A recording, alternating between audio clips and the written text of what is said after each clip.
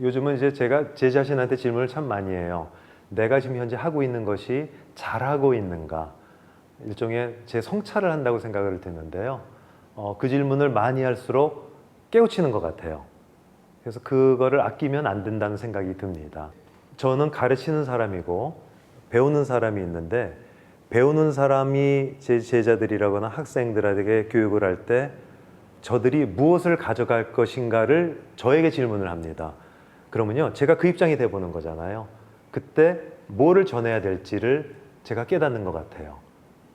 가르치는 게 중요한 게 아니라요, 내가 뭐를 배울 수 있었지를 먼저 생각하면 올바른 가르침이 나온다고 생각해요. 저희도 모두 살아가는 데 있어서 각자에게 질문을 하면서 살아갈 거라고 생각하는데, 그 질문이란 게, 스스로에게 질문을 한다는 게 좀 어떤 의미가 있다고 생각하세요? 아까도 얘기했듯이 이게 질문을 던진다는 거는 나를 알아가는 과정이라고 보셔야 됩니다. 이거 있잖아요. 비판적 사고. 저 사람은 왜 저렇게 그렇지? 비판을 우리는 자주 하고 뒷담화를 많이 하는데, 비판적 사고의 원래 정의는 남을 비판하는 거 아니에요. 내가 뭘 잘못했지를 먼저 생각하는 게 비판적 사고거든요. 그겁니다. 바로 나에 대한 질문이 돼야 되지, 남에 대한 질문이 된다기보다는 나를 먼저 알아야 된다는 거 생각을 해요. 제일 어려운 질문일 것 같은데, 그에 대한 답을 대자면 사실은 되게 쉬운 답을 될 수 있을 것 같아요. 왜? why 아닌가요? 세상은 왜에서 시작했다고 저는 봐요. 왜 그랬지?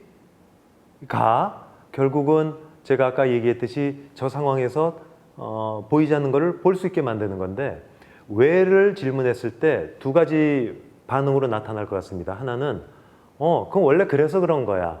이유가 있으니까 거기서 멈추는 사람이 있고요. 우린 그걸 약간 아들러식이라 그러잖아요. 지금 아들러가 그런 식의 성향을 보이게 되는데, 왜를 질문했는데 저게 왜 그러지에서 끝나지 않고 또 파고 또 파고 그 원인을 찾게 되는 사람들이 꽤 있어요. 약간 프로이트식이죠. 프로이트식이 되는데 둘 다가 좋습니다. 결국 아들러의 목적론이라든가 프로이트의 인과론, 이 모든 것들은 결국 인생이 지나가면서 다 필요한 것들이고, 어느 때는 내가 참아야 되고 어느 때는 그걸 밝혀야 되고, 이 과정들을 겪는데 그 다 왜에서 시작하는 것 같아요. 왜? 그 질문이 세상을 바꾼 가장 큰 질문이 아닐까 생각합니다. 교수님께서도 지금은 맥락을 보실 수 있는 그런 상황이 되셨지만, 처음부터 의사생활 처음 시작할 때부터 그러시지는 않았을 수도 있다는 생각이 들거든요. 제가 나이가 들었으니까 이제 맥락을 볼 줄 안다고 생각할 수도 있지만, 맞아요. 그것도 맞는 얘기 같고, 제가 젊어서 분명히 맥락을 잘 못 읽었던 것 같기도 해요. 후회가 되기도 하고, 결국 시간이 진행하면서 어느 순간에 하나씩 깨우침이 있다는 거는 여러분 다 똑같이 경험하시잖아요. 그게 쌓였던 거라는 생각은 들어요. 젊은 분들이 훨씬 더 맥락을 잘 읽을 수도 있다는 거예요. 그분들이 읽고 쌓이고 쌓이는 게 많아진 분이 성공할 거고, 조금 늦게 출발했더라도 결국은 나이가 들면서 이런 맥락들을 쌓아가면 올바르게 갈 수 있는 거죠. 단 조건이 있죠. 편향을 가지면 안 된다는 거. 그거를 알아볼 수 있는 방법은 이런 것 같아요. 내가 예상을 해냈는데, 미래를 읽었는데 그게 틀려요. 내가 틀렸으니까 저는 통찰이 없던 거죠. 맞아요. 통찰이 있는 거예요. 그런데 틀려도 전 손해볼 게 없는 게, 틀렸을 때 주변 사람한테 한번 물어보세요. 가장 가까운 가족이라든가 동료한테 한번 물어보시면, 너 이거가 틀렸던 것 같은데? 남들이 알려줘요. 나는 몰랐는데 남들은 되게 쉽게 알아요. 또 깨우치는 거죠. 또 느는 거죠. 쌓입니다. 결국은 나이 들면 쌓인다는 게 아니라 내가 쌓아가는 것 같아요. 한쪽으로 사고가 굳어버리신 분들, 그런 분들은 좀 어떤 노력을 하면 좀 통찰을 키울 수가 있을까요? 자각이란 말 아시잖아요. 스스로가 그걸 인지하기 전까지는 정말 모르실 거예요. 머리가 굳었다는 표현이 맞는데, 나이 들면서 나빠지는 면 하나는 왜 고집이 세지잖아요. 남의 말을 들으려고 하지 않잖아요. 이게 자각이 언제 이루어지냐면 내가 사랑하는 사람이 아픔을 당했을 때, 손해를 봤을 때 거기에서 느껴지는 것 같아요. 결국 실제로 내가 그런 일을 겪어서 아픔을 당함으로써 느껴진다면 뒤늦을 수 있기 때문에 주변에 누군가 그렇게 좀 편향적으로 흐르거나 고집센 분들한테 조금씩 알려줘야 됩니다. 포기하시면 안 돼요.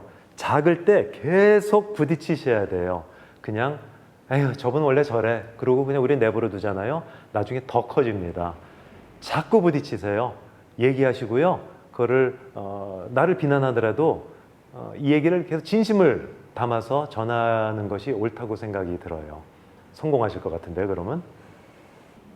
자기가 아는 게 전부라고 믿는 분들에게 한 말씀 해주신다면 좀 우리가 살아가는데 보면 살아가는 목표가 이런 것 같아요.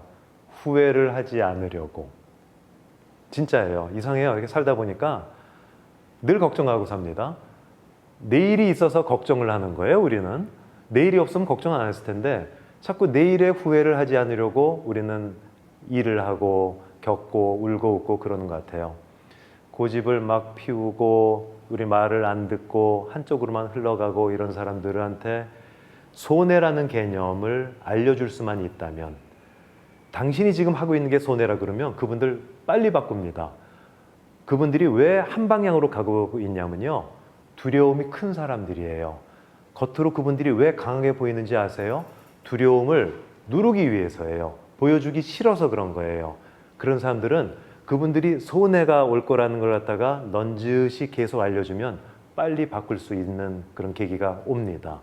강한 사람들은 부드러워요. 강하지 못하고 여린 사람들이 더 세게 보일 확률이 더 많다는 거죠. 무서워하고. 어떻게 하시겠어요? 계속 그분이 왜 이렇게 이 방향으로 나가면 당신이 후회가 되고 손해볼 거라는 거를 알려주는 게 가장 훌륭한 방법이 되겠다는 생각이 듭니다. 그러면 이제 좀 추상적인 질문일 수도 있는데 교수님께서는 행복이라는 것을 좀 어떻게 정의를 하고 계신지 궁금해요. 제가 이렇게 얘기할 수 있을 것 같아요.